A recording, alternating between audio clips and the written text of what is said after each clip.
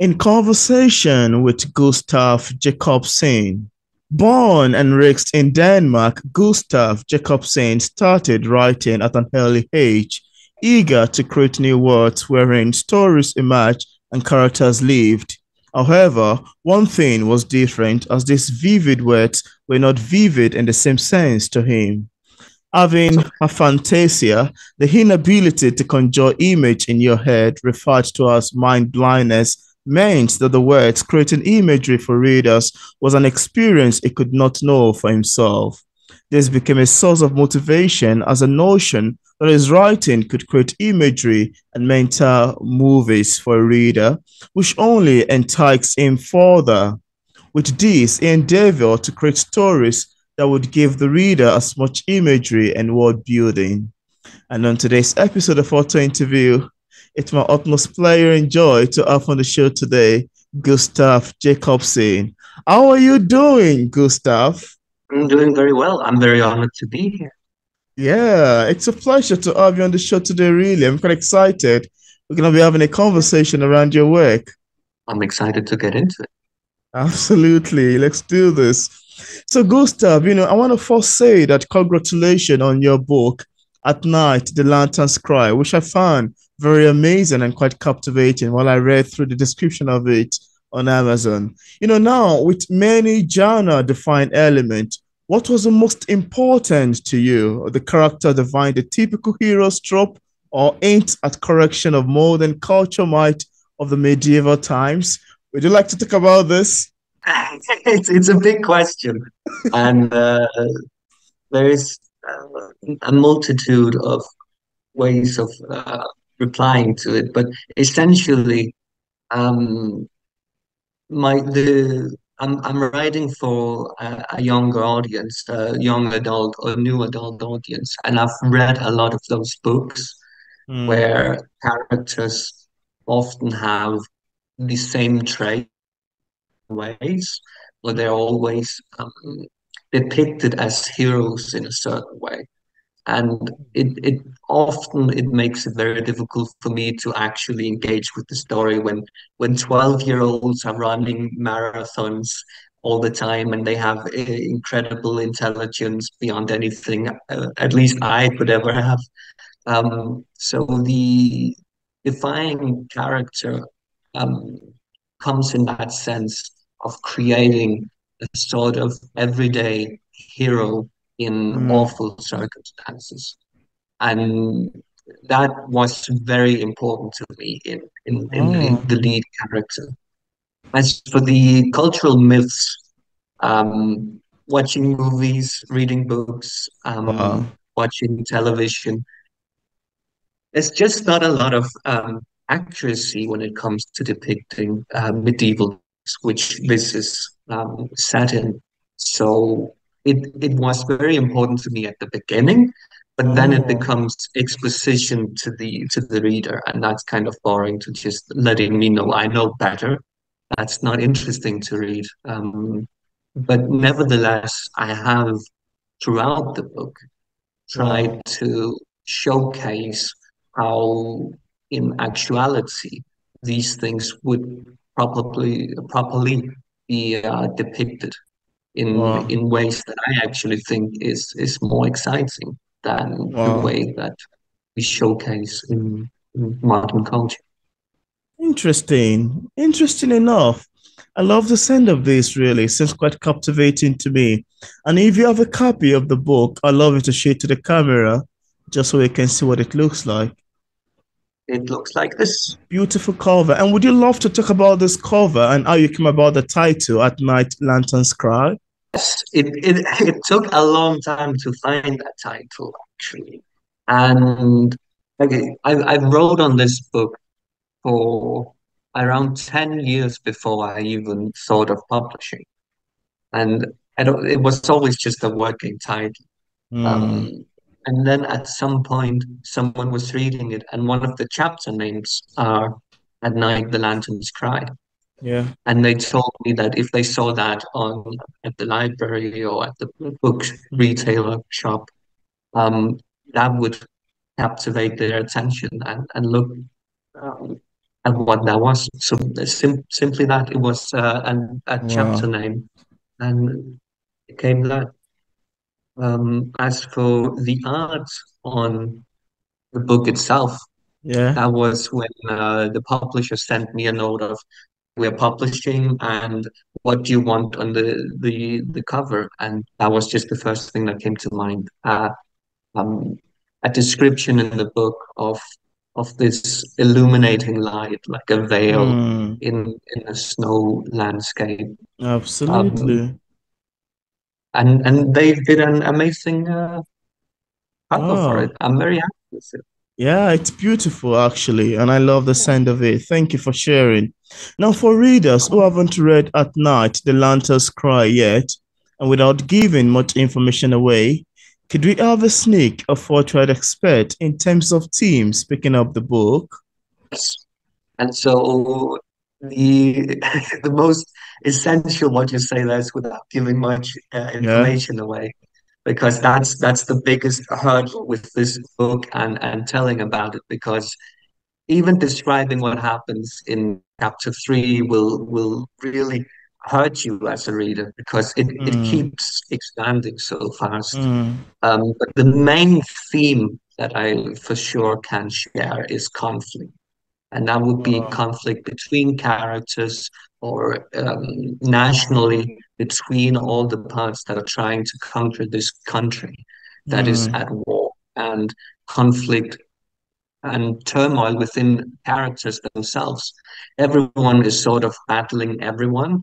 At the same time, they're battling themselves. So I would say wow. conflict is the biggest theme throughout this series that I'm writing. Wow. I love hearing that the conflict is the biggest theme throughout the book. Sounds quite interesting to me, and I love the sound of it. Thank you so much for sharing. Now let's talk about your characterization, which is one of the crucial component of storytelling to me. Now, I'd love to ask you, Gustav, is there a particular character that you love in the book, and is there also one that you hate in the novel? Would you like to talk about that? Yes, but it is a difficult one because It's a tricky loving question. or I know hating that. you, but essentially all the characters are things from my brain. So anything that I hate happening is actually just me thinking, why am I doing this to these poor Uh, characters? And at the same time, they're kind of living their own lives. So the characters I love the most are the characters that keep defying what I need them and want them to do.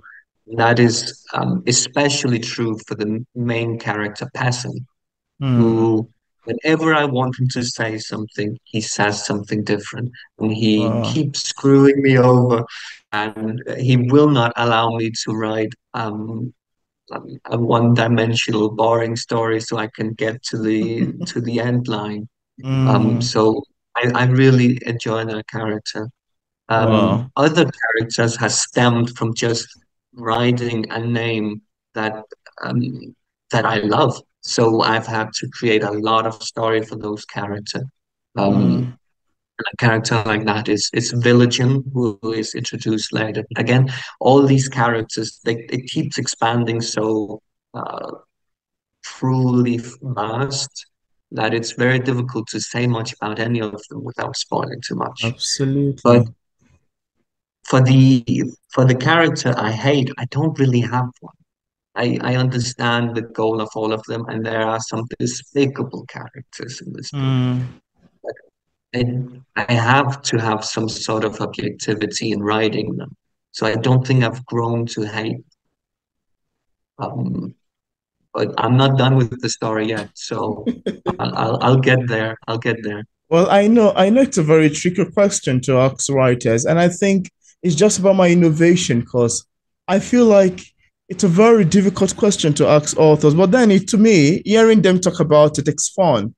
Now, sorry, do you have a particular character that you love? Do you also have one that you hate? Despite knowing that they created all of these characters by themselves. So you're asking if they love one and you hate one, it's like you're trying to force word out of their mouth. Yeah.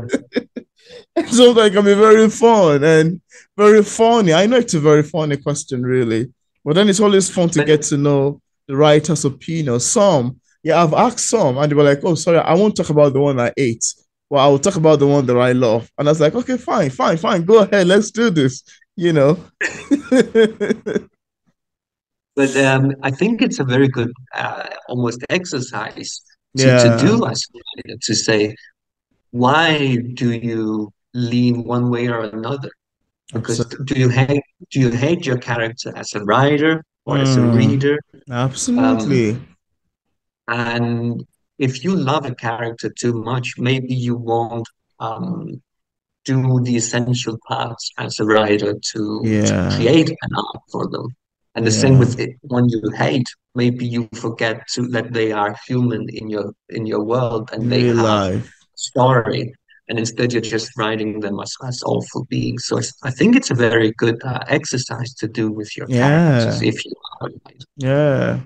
Thank you. And I love your short, expansion on it. Sounds quite deep to me. Thank you for sharing. Yeah, I'm trying to keep myself because we could be talking 7 hours with the first question. I'm trying to keep it short. I know there's a limit on time. Yeah, thank you. Thank you so much. Now, with an ever expanding gallery of character and setting, how do you keep track of all the plot and emotion at the same time in the book? And also, I'd love you to touch more about what particular genre does the book falls under. So it is kind of hard to define the genre because to me it's fantasy. It's set in a fantasy world. Yeah. It's grounded, however, in our own natural laws. And there's no magic. There are made up creatures, but again, they are put into the same natural laws as our Mm, world. So it is defined as a thriller mainly, but it feels like fantasy without being fantasy. Um, but to say again, with the question of the ever expanding gallery of characters and the multitude of locations, it is tremendously difficult. Um, Even as a reader, I would imagine it's quite difficult because, as you will find out quickly into the book, it doesn't take place in just one location. And mm, I'm very happy that the publication house, the publisher, sorry, um, they published the book with a map inside of it, which originally I drew just to keep track of where everything was. And wow. then actually my father drew a really, really good fantasy map that is in the book and can be found on my social Mm, media, so you can keep track of them. yeah. As for the characters, there's a lot of characters. Some are really vital, and some of them are like in our everyday life. We know someone by name here and there, and Yeah. the characters will experience the same thing and recall certain people. So the Mm, best way of keeping track of them for me is notebooks. I have extensive amount of notebooks and I have mm, files on the computer. I keep wow. track of them. I have backstories on most of them. Um, and it doesn't come into play, but I need to keep track of it because I'm Yeah. writing more than one book, and like you said, it's an entire country that I'm Mm, writing. It's a yeah. travel and it's conflict. There's so many moving parts. Um, Absolutely. so keeping track of them is perhaps not the most difficult part, as long as you keep track of keeping it somewhere. But Yeah. then how do you get them into play throughout the story? Yeah. Um, how do they serve the story, and how, as a writer, do I serve my characters? That can be very difficult.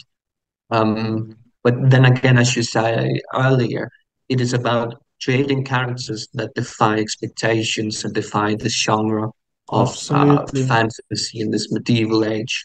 And you will Mm, notice quite quickly, just in the way that people talk and the narration of the book, that it is absolutely. quite modern and it keeps a very quick pace despite expanding at all times. So you will have this notion of there's a lot of characters being introduced, but you're Mm, following them alongside with the same characters. So it's only really um, taking note of how the characters are exploring this world. So you only abs- really have to take care of the lead characters. mm, wow. I hope that that does answer the question. Absolutely. And I love your take on this, actually. It sounds quite lovely to me. So thank you so much for mentioning. And now let's touch about inspirations and ideas, which has been one of the most amazing feature that I find most writers to have possessed. Sometimes I'm always surprised about how someone will sit there and craft sentences that makes paragraph, that makes pages, that makes chapters, that makes an entirely interesting, huge, brilliant novel. And sometimes it gets me wondering, how exactly did these people find the ideas? Where did these words come from? How Yeah, do they do it? It's always a very surprising and intriguing, questioning for me, really. I need to be very honest. It's an intriguing questioning for me. And now, as far as writing is concerned, I'd love to ask you too, Gustav, how do you get the inspirations and ideas for your book? Where did they come from? yeah. So there's two ways of answering the question. There is for those who want to discover how they themselves find inspiration, Yeah. which is not the way that I do it. The way that I do it is um, I have only certain hours of the day that I can focus on writing. I can't, I'm not Wow. a morning person. Wow. And if it gets too late at night, I'll be sleepy and I won't write as well. So it's certain hours I will find somewhere away from all sort um, uh, calming, relaxing places where I usually try to pass the time. Because when you're at Mm. home, your mind is, how do I not stay bored? Yeah. So your mind goes to, I need to watch television, I need to clean the kitchen or whatever. So Absolutely. moving out into the world and sitting in a park or at a cafe, that's where I can Mm. just write. And I write chapters on chapters and chapters in just a few hours, really. And it comes to me very naturally. Mm. Um, but that has to go down back to what I said earlier, that this book has Yeah. had a lot of free writing. It Wow. is over 10 years old of Wow.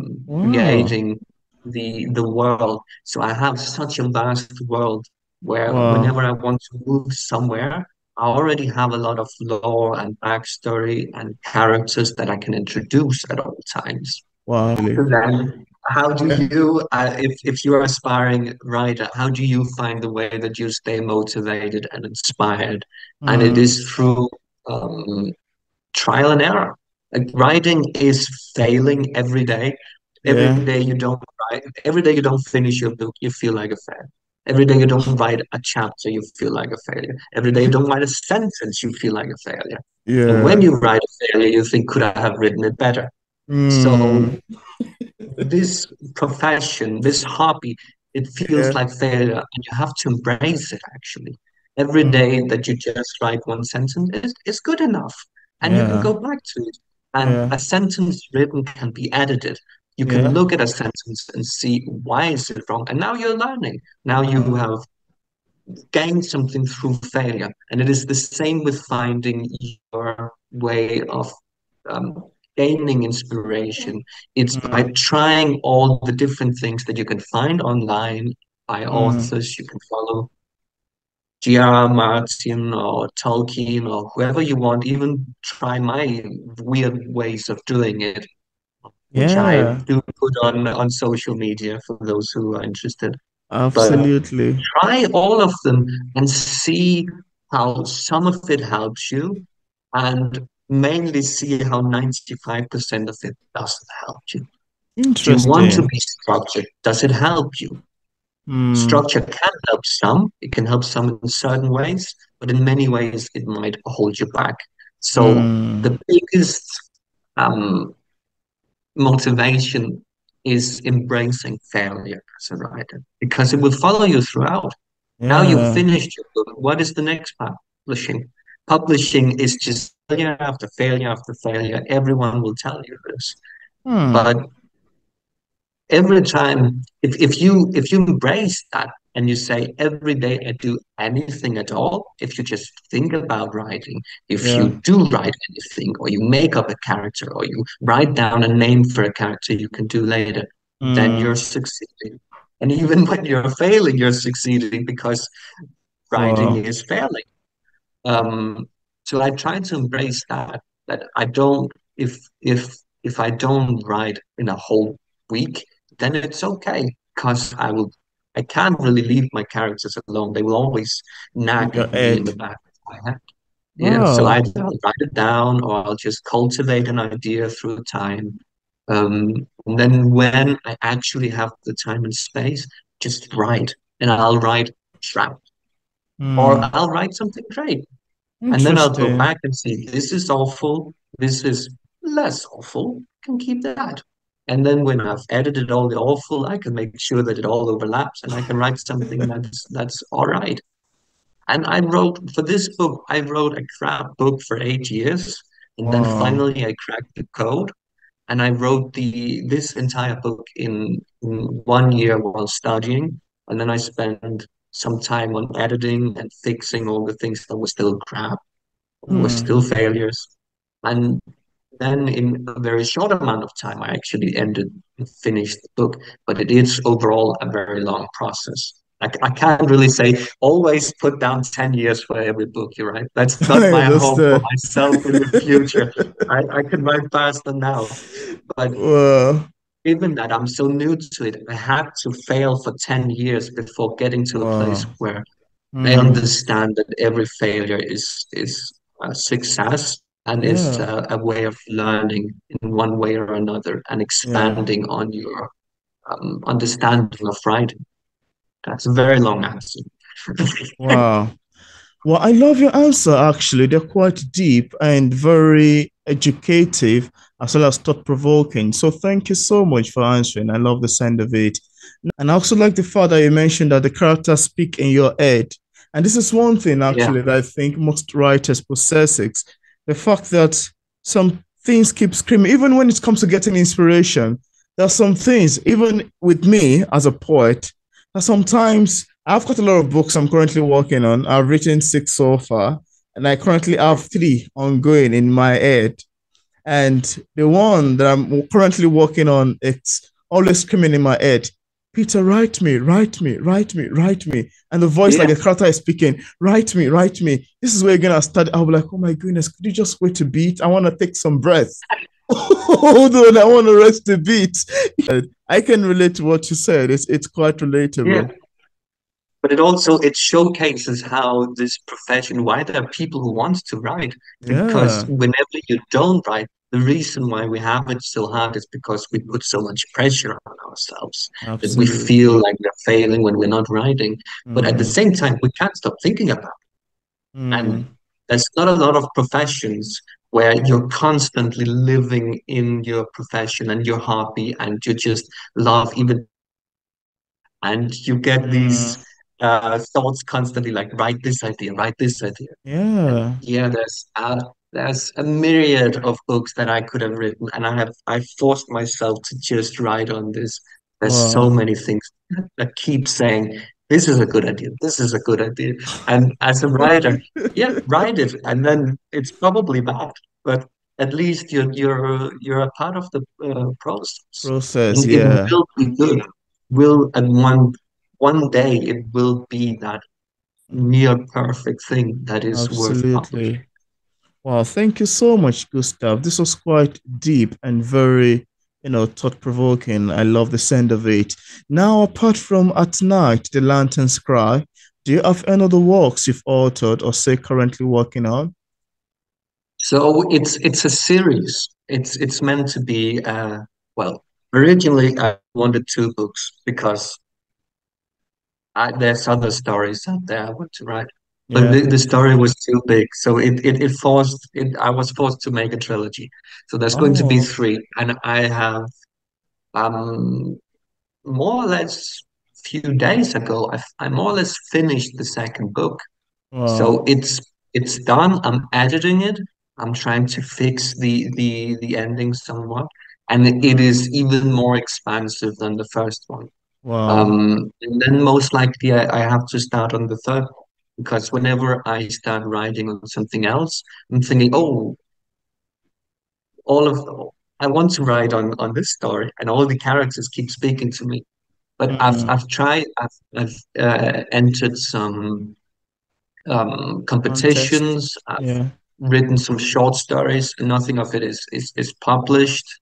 None of it is very good. The process is quite long for me. Like for me personally, half of the process of writing is editing. Mm. So all those competitions where you have like a month to write a whole book, yeah, maybe I'll write a book in 1 month, but then I need 2 months to edit it and actually make it readable. Yeah. Um, so far, it mainly has to do with this book series. Mm. Um, and as I said, on social media, I might have some poems or some other things that I post there on Instagram or whatever. But it mainly has to do with this book, Mm. or as you've noticed, general attempts of it in inspiring authors to do their own thing. Yeah. Um, so for now, it's just the one book that's been published, but I Interesting. don't think it would be long to follow. That's great. That's amazing. Thank you so much for sharing. And I love the sound of it. Now, could you tell us what publishing is like for a published author like yourself? Are there any challenges you've encountered in the process of writing the book and also ever since it got published? So I'm going to be annoying again and not really answer it directly. Because it is like everything else in writing, it is trial and error. And Mm, more so than anything, it's research. Writing yeah, is a lot of research. research. Trying to trying to publish is no different. Yeah. Um, and there's generally two ways of doing it. There's self-publish and then publishing through a publisher, which is Mm, how I ended up doing it. Um, and my road to it was uh, I'd finished the book in English, and so wow. as you introduced, I'm from Denmark, and it's kind of I tried to publish it through Danish publishers, Mm, um, and I I think I sent it out to 10 publishing houses, and one of them said no. All the others had wow. just said, "Are you at all interested in a book that is this long, is for this audience, and is in English?" And none of them even came back to me because it was in English. Then I spent some more time because I had a new idea for the beginning of the book, so I rewrote that. And then I thought, why am I trying to publish an English book in Danish publishers? So I did more research. I did months of research and found Mm, the international English or American publishing houses that fit my themes and my target audience the best. yeah. I sent it out, and within 2 weeks, I had two offers. Wow. So that was very, very good. But then again, this has to do with the fact that it's a book that I had written on for 10 years. I knew it very Wow. well. I defined my target audience. I wrote it for my target audience. Mm, Um, and doing extensive research made me find a publishing house that fit me the best, which was mm, Austin McCollin Publishers. Um, where there are they were Austin Macaulay were very, very good at helping me publishing, made me a part of it. But what I didn't know as a new author is that typically you have to pay to be published. And I have mm, never heard this before getting the two offers that both had me pay quite a big amount of money for a student, at least, Mm, for it to be published. But apparently, that is quite common for new authors. mm. So I thought it was quite important to actually throw that out there because Yeah. it never came up in my research. I found out I'm not being ripped off. I did find out Mm, afterwards when I was intentionally researching that it is very common for that to be because it's a difficult market writing. It's mm. there's a lot of people who want to write, and you Absolutely. can't really know what a successful book is before you published it. So it's quite common for them to do so. Um, and in my case, it almost I didn't have the money, but I was lucky to have people friendly enough to support me and lend me money Mm, so that it would help. But again, it, it's just part of the process of research, which is very, very important. And publishing is difficult. And when I try to publish my next thing, it will take a long time. wow. Um, and even when you then get a deal with someone, it took just think it was 12 months for it to be published. And in that process, you are editing. And I was really pushing to get this map inside the book. But there was a lot of things that I was surprised about that I didn't get any notes on the story. They were happy with the entire book as it was. Wow. Then there was some correction on, there's a lot of like slang, language in the book, or just Mm. accents coming written, not in modern correct English that it was trying to fix. And I just said, no, no, no, no, it's just the characters talking that way, like, Yeah. all right. And lastly, my book is quite long for young adult, new adult. Oh, Um, so I had actually thought of cutting what is a bonus chapter in it, but I forgot to cut it when I sent it out the first time. And wow. it's in the book. They never said you have to cut down. There's no issues. And again, maybe that's because of the fact that I had to pay um, money for it to be published, which Published, yeah. hopefully I uh, get back if people buy the book. Um, but it made it a fairly easy process where Mm. all the things that I thought I would have to Go fight through. for and probably give up on because I am a new author, they all Mm. made it into it. So Yeah. this finished book is exactly the book that I had written without any interference. So it was a very happy publishing That's of the book beautiful. actually. That's Yeah. amazing. Thank you. That was so amazing, really. I love the sound of it. And now, in case we Yeah. have some viewers who are currently watching this interview and would love to get a copy of your book, on what platform is it available on for purchase? So it overall it should be accessible around the world on internet through Amazon. They Uh, should cover anywhere that is at least able to watch this interview.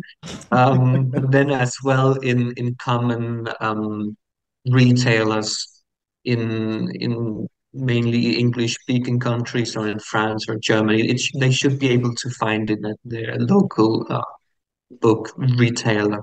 So anywhere really, through Austin Macaulay's website or mm, through Amazon. yeah. Um, it should be able to you should be able to find it just fine.